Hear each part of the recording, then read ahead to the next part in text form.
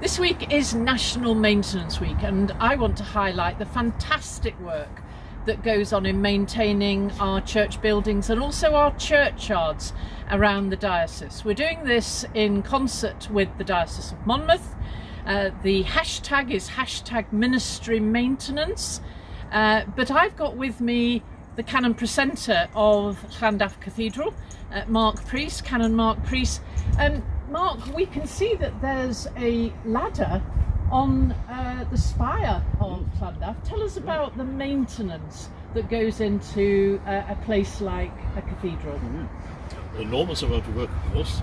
The reason for the ladder at the moment is that the lightning conductor has just been reviewed and repaired in places. Every 5 years the lightning conductor has to be repaired, has to be reviewed, as it were. That's been done. We've also found some rusting on the apparatus at the top of the spire, which holds the weather vane. So the reason for the ladder going all the way up is to look at that. And that's something that needs to be done now, because we can only afford to put the ladders up every 10 years or so, right up to the top.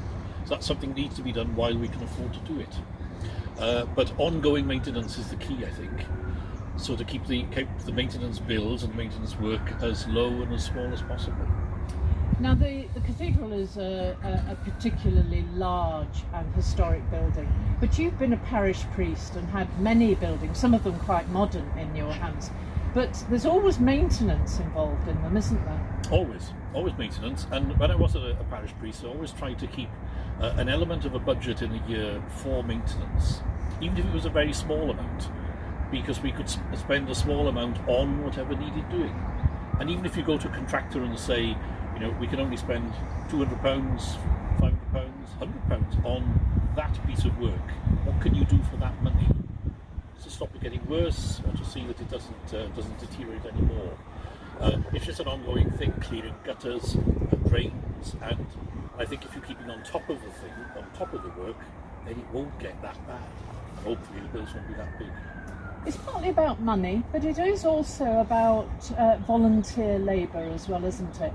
Things like clearing gutters maybe beyond me and you, but clearing a churchyard, often volunteers set to, don't they? Indeed.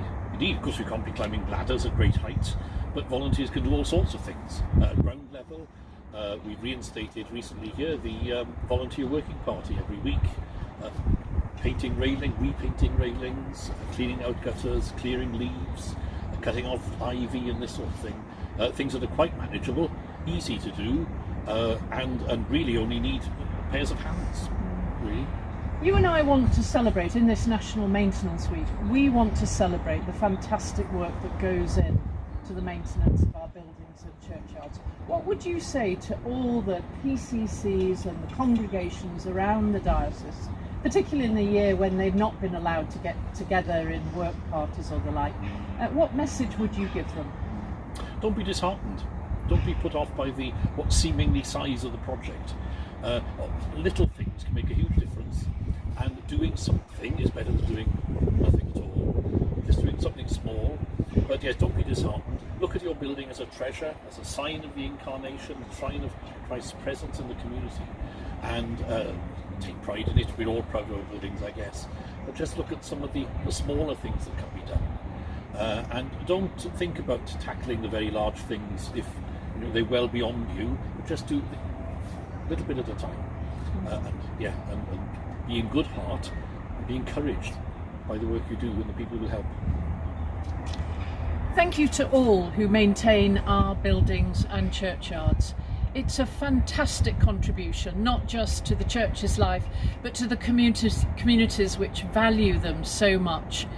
They are, as Mark says, they are treasures, and it's a great act of service, a great ministry. #ministry maintenance in National Maintenance Week. Thank you.